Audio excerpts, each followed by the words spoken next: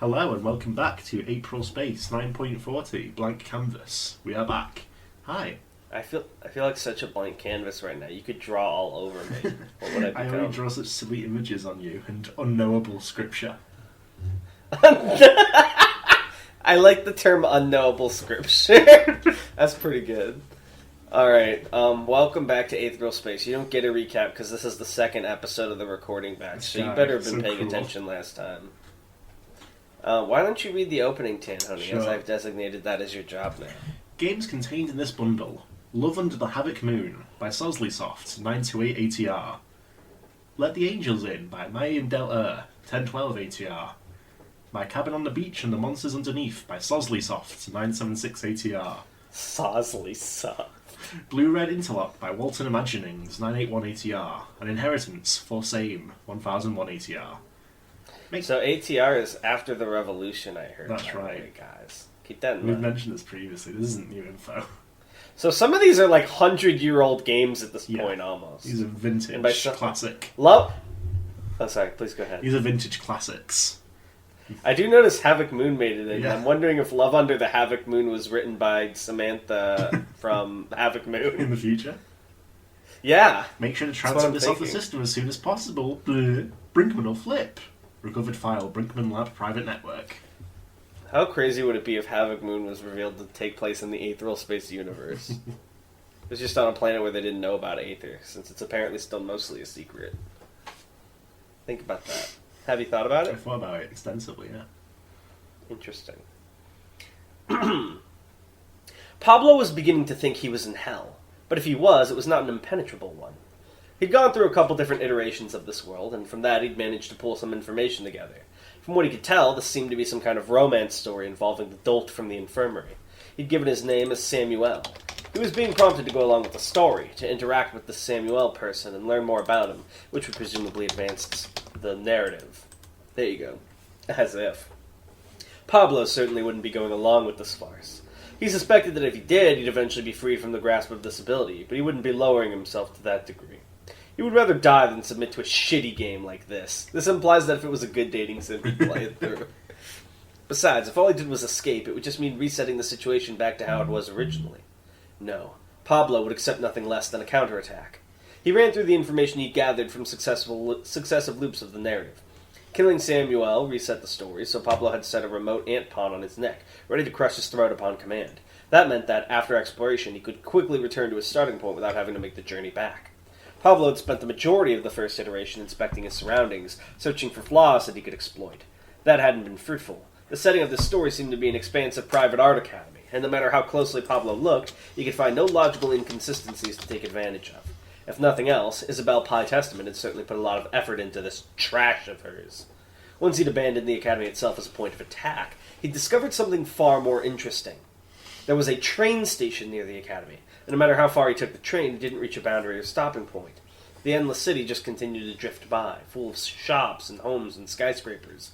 But the interesting thing was that the city was so much less detailed than the academy itself. Not to mention, it seemed to be different when Pablo made the journey back. His working hypothesis was this. Isabel had personally designed the academy, but the surrounding city was procedurally generated in a radius around him to create the illusion of a consistent world. He didn't have an exact measurement of that radius, but he was willing to bet it covered at least his direct line of sight. Once he determined that, he'd killed Samuel and moved on to his next experiment. He'd summoned a seeing eye ant, which he shared the senses of, and had it take a train in the opposite direction from him. The city had been generated just as it would have been for himself. What that suggested was that Pablo's Aether counted as an extension of Pablo for the purposes of this world. That fact was the key to his escape from this place. Ever since Pablo had been young, he'd enjoyed games. As a child on Yeldon, he'd beaten all the neighborhood kids at Ant's Hive's Kingdom. Ant's Hive's Kingdom. Why not Ant Hive's Kingdom? That's the publishers. The Ant's Hive, the kingdom of that a specific Ant's Hive's Kingdom. Yeah. This is driving me nuts to read. Go to the publishers. Scrounging through the garbage to find the best cards thrown away topside. As an adult, he turned his talents to producing reality show videographs, bringing together the dysfunctional to compete for the amusement of the masses. But Pablo did not enjoy playing games. He enjoyed watching them break. He loved nothing more than to find the crack that turned a game into a farce and wrench it open. Oh my god, this guy would love Binding of Isaac. As a child, he'd played cards for the sake of watching the tears in his opponent's eyes when they lost. As an adult, he'd enjoyed watching the anguish of the vapid troglodytes as they tore themselves apart for the public's mockery. Games existed to be broken and to break others. Something like this world, a pointless game made only to satisfy some sentimentality, was nothing more than masturbation. It was disgusting to him. He'd been playing the game called Giovanni Sigma Testament for quite a while now. He'd watched that man ascend to the rank of Apex Bishop. He'd watched that man overestimate himself, overextend himself, overwork himself, until he was right on the verge of breaking completely. More than anything, he wanted to see the moment where something with a trace of the divine slipped and fell into the shit with the rest of them. Pablo was damned if he was going to miss it, trapped here in this whore's fantasy. Whoa! Damn, sexist Pablo. Yeah, Pablo is a piece of shit. Damn! You guys, we unlocked the misogynist aspect of Pablo's personality. All the Pablo fans out there are shaking and crying. All of them. He stood in the infirmary, back at the start of the iteration, and pulled a card from his binder. If anything, I would think someone into visual novels is the opposite of a whore, because they probably never have sex. Exactly, but Pablo, unfortunately, is a true gamer. Therefore, my lord. Must be misogynist. Guys, do not go into an Xbox Live lobby with Pablo. The image on it was blank, and there were no attack or defense values either, nor a card effect. It was a test card he'd made when he was first developing his ability, after all. The only thing it was good for was existing. A thin, vicious grin spread across Pablo's face. What was his voice again? I think it was kind of like this. Summon, he declared. Test creature. A toy Musashi pulled himself out of the wall, dust and rubble cascading down around him, and fell to one knee on the cold floor below. His breath came out as wheezes, his hands shook from lingering impact. If he hadn't been an Aether user, that attack would have resulted in his immediate death. He'd been careless. He could never allow that to happen again. He looked up at the source of the blow, his eyes narrowing. Jean Lyons was calmly striding down the boarding ramp of the shuttle, a serene smile on his face. Had Musashi lost consciousness at any point? No, he couldn't have. Lyons would have already crossed the distance if that was the case. A swordsman without a sword, Lyons mused, reaching the bottom of the ramp, is rather like food without a drink. Both are unsightly. I don't suppose you have a spare. Then again, the one I just destroyed was your spare, wasn't it? His words were infuriating, but Musashi had to admit they were also correct. He had confidence that his hand-to-hand skills were serviceable, but they were hardly a strong point. A toy Musashi worked best with a sword in his hands. Still, that didn't mean he could give up. He assumed the invitation position of Hakam Sho, one arm extended out to receive the enemy's attack and respond appropriately. With the distance between them, Lyons wouldn't be able to strike with his own body, but there was no telling what kind of ranged abilities he might have. It's heartwarming to see a loyal warrior of the Supremacy working so hard, chuckled Lyons, adjusting his tie. And yet, it seems your body has already taken quite the beating. I feel sorry for you. I'm so anguished, I think I'll give you a free shot. Come over here and give me your best. Lyons spread his arms wide, a mocking smirk on his pale lips. Musashi gritted his teeth in frustration. There couldn't have been a more obvious trap. Musashi ran through the situation in his head, stepping back to maintain distance as Lyons slowly approached. When he'd struck Lyons the first time, he was certain he'd put all his strength into the swing, and yet by the time the attack had reached Lyons, it had been as gentle as an infant. It had slowed immeasurably down in the instant before it made contact. There is a field around your body, Musashi called out, that reduces the speed of any hostile attack to uselessness. Am I right? Lyons' expression did not shift. I have no reason to answer that. As expected. You said you'd give me a free hit? That's a promise, I take it. Of course, Lyons said. If nothing else, I'm an earnest man of my word. Please, step over and strike me as hard as you like. Guys, I think, Musashi, don't you know Lyons is a liar? Why would you trust him to keep his word?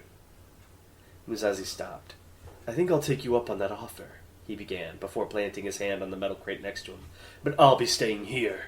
A thruster, full strength, flared into life on the back of the crate, and it went flying towards Lyons. This was an experiment. Lyons had demonstrated the ability to nullify close-range attacks, but did the same principle apply if Musashi attacked from range? The crate skidded across the floor towards Lyons so quickly that it kicked up sparks, and slowed to a crawl just before it would have slammed into him.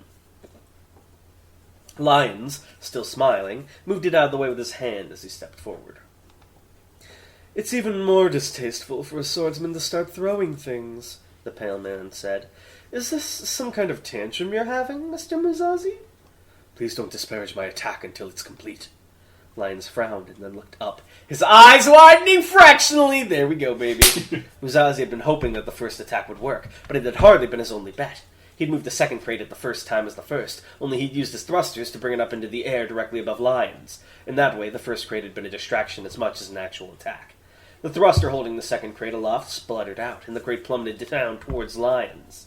Immediately, Lyons leapt out of the way with cat-like speed, the crate thudding down in the spot he'd just been standing. That settled it, then. Ordinary ranged attacks didn't work, but Lyons had a reason to fear attacks from above, because he can't absorb gravity, I assume. Musashi didn't give him a chance to catch his breath. He charged in, striking at Lyons' face with a kick, and as he'd expected, the strike ended its flight with the strength of a feather. Let me fix that. Before Lyons could grab his leg again, Musashi pulled it back and leapt out of the way as Lyons pushed his flat palm forwards. A second after he dodged, a huge dent appeared in the wall behind where he'd been standing a moment earlier, like it had been punched by a giant's fist. Noted. He didn't need to be touching something directly to unleash that attack. Musashi would take that into consideration. "Is this all you have to offer, Mr. Musashi?" Lyons snarled, annoyance trickling into his tone for the first time. "The endless repetition of a useless assault?" Musashi did not answer. Words were this man's weapon. He would not expose himself to them. "Sticks and stones, Lyons." He'd already taken the steps he needed, after all. Thrusters burst into existence all over the crates that littered the hangar, and they moved as one, spinning to form a circle around Jean Lyons. Musashi clapped his hands together as a signal as he leapt backwards, and they converged upon the director of the GID, concealing him from view. A final crate landed from above, forming the roof of the steel prison.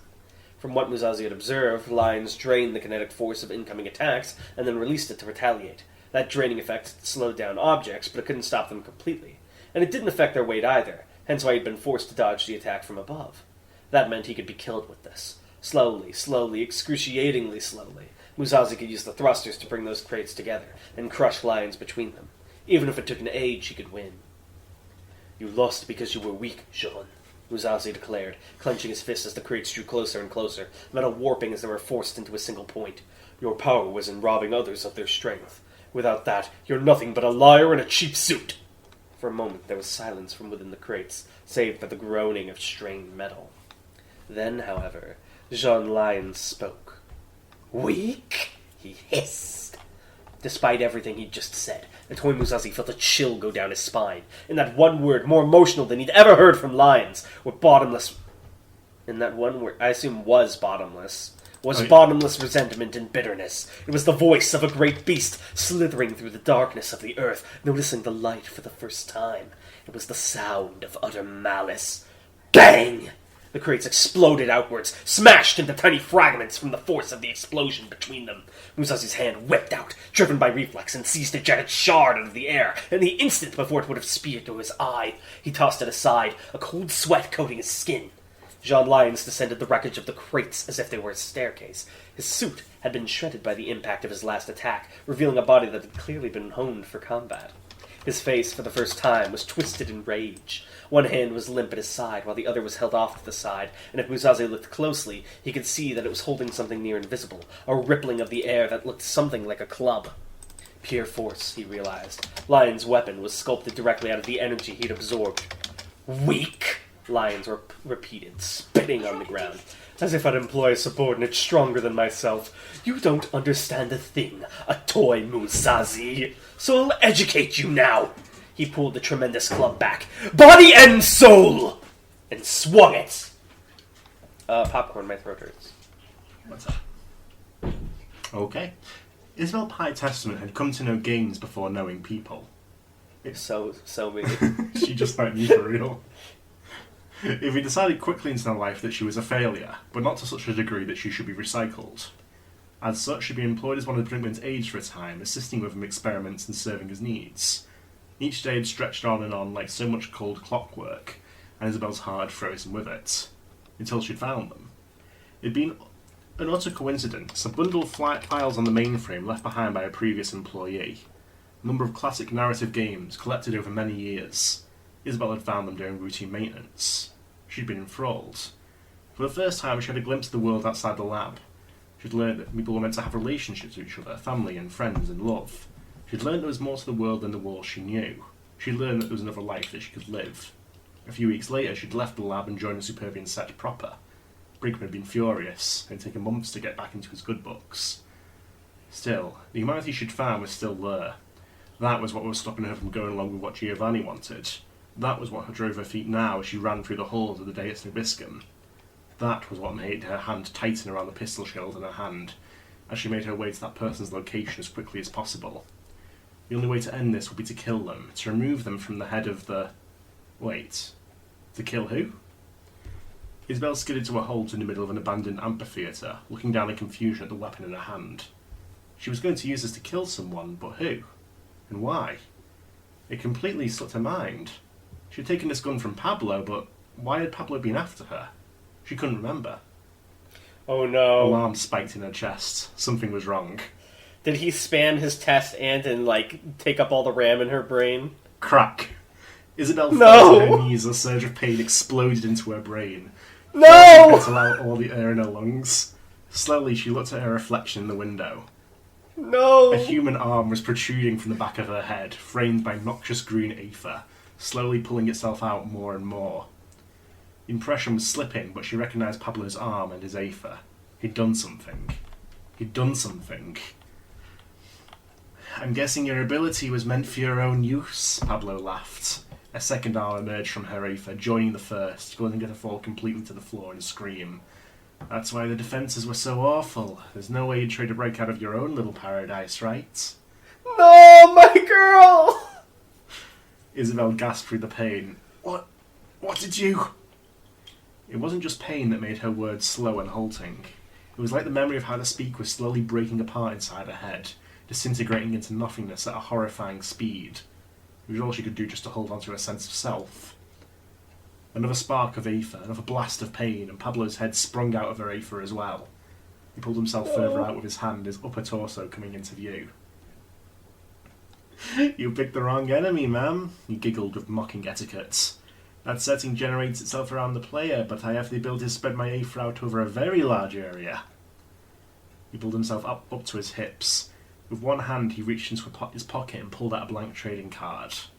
You see this? He asked, even though he knew she couldn't. It was all she could do just to remember how to understand him. This is a test card I made when I was developing my ability. It makes a tiny little ant, no different than a normal one. Can't do anything to attack or defend. Can't do anything except exist. That's all I needed in this case, though. He freed himself fully, his legs popping out of his aether as well. As his foot came out of Isabel's head, he gave her a little kick, rolling her onto her back. She could do nothing but breathe and stare up at the merciless ceiling. Anything else was fog. Pablo cracked his neck as he stood free, grinning down at her. I flooded that whole world of yours with my little ants. Took a lot out of me, but seems I was effective. Guess your ability can only handle generating so much environment, huh? And since aether is linked to consciousness, this is what the backlash looks like once your ability crashes. What's wrong? Can't hear me anymore? He tapped her head with his foot. Having trouble? Huh? She had to do something. She had to stop someone. She had to go somewhere. But what? Who? Where? It all escaped her. What was she doing? Who was she? No! It all escaped her. She breathed in. She breathed out. She breathed in. She breathed out. She breathed in. She breathed out. Now all you can think of is Halloween! The face of the person above her twisted into a sneer. Guess you really can't hear me, huh? Well, good luck. Maybe someone will find you and you can be hooked up to a feeding tube for the rest of your life. He turned away and began to leave, but... Bang! No thought was involved with the woman's action. She did not consider them at all. It just seemed as natural as her breathing to take hold of the gun, point it at the gun person who was leaving, and pull the trigger twice. Shouldn't there be two bangs? What do you mean? It's right there, New World Order. Impossible. He was able to generate new environment based on where I was standing?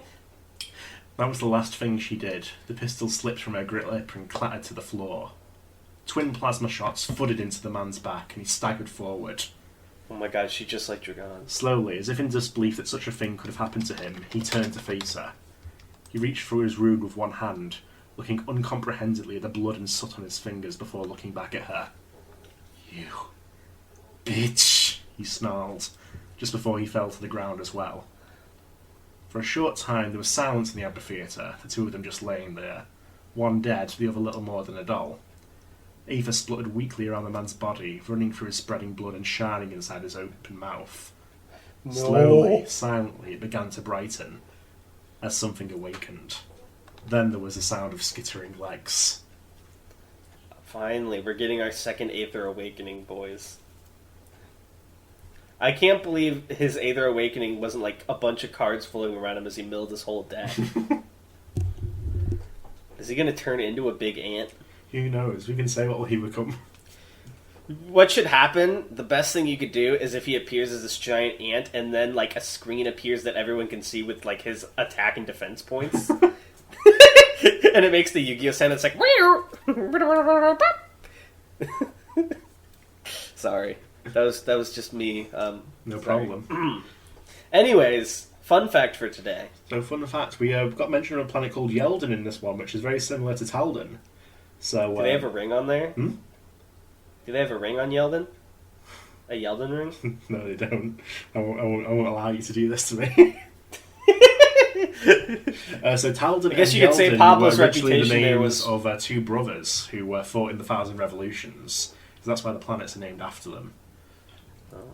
But I'm going to guess that after the war, their reputations were tarnished? Well, no, they weren't tarnished. They served as like head bodyguards for the Jinto League, which was one of the first post-revolution governments until the Jinto League sounds like a Pokemon league. Well, it's not. But eventually, an asteroid hits the planet's the nation's capital, and that was the end of that, and they died. One city went down, and the entire planet died off. Oh, okay. Like that makes sense. Like the asteroid that killed the fucking dinosaurs. Okay, So, okay. I thought you were I thought you were implying that the capital is city like the capital planet rather than the capital city. Okay, I was gonna say I thought you were implying like the capital city went down and they were like, well, I guess we're screwed, guys. All the infrastructure's down. Well, there were other planets, but basically without that central infrastructure, they sort of broke away. This is so sad. Alright, well, here's a second fun fact. What was the time they used before ATR, before the revolutions? Only Ymir knows. What? Only the Gene Tyrants know. That's foolish. They already had space travel. They didn't record history? No.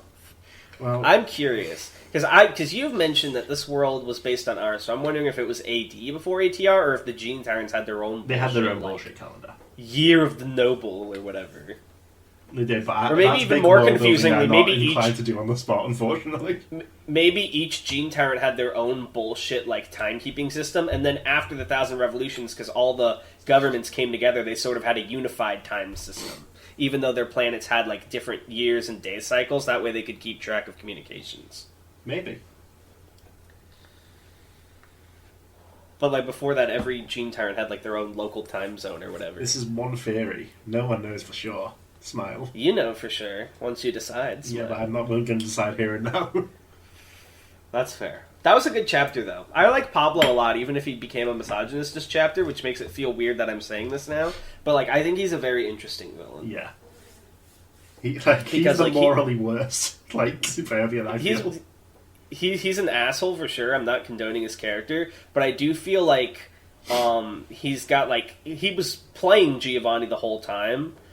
Which is sort of an interesting dynamic. Like, he knew Giovanni was going to fuck up eventually. He kind of foresaw events, which almost makes you think, like, despite his assholishness, that he had a certain level of, like, perspective on the situation that a lot of people around them were lacking. And that almost makes you wonder. And, like, he also was able to figure out how to break this lady's ability, Isabella's. So it almost makes you wonder what he's going to do when he becomes awakened. Because I almost hope he doesn't just turn into a big monster. I almost hope there's, like, some semblance of that, like, cleverness and bullshit. Like, he keeps summoning monsters, or he's, like, making crazy effects, or doing, like, chains or something beyond. But even if he just becomes a big monster, I think it would still be cool. But, like, I'm just curious how different Aether Awakens looking. Because, like, the last guy, Chael, he was, like, a jittering, like, rage-filled mess when he awakened. Yeah. But this guy, he still sort of had his sense of superiority and, like, what was going on. So I'm curious how that will manifest. Makes me excited for the next chapters. Sorry, did I babble too No, much? I like that. All right. Well, anyways, thank you for writing as always, Tan, and thank you guys for listening. We appreciate your feedback. We love hearing from you in the Aetheral Space channel, and we'll see you next time. Bye.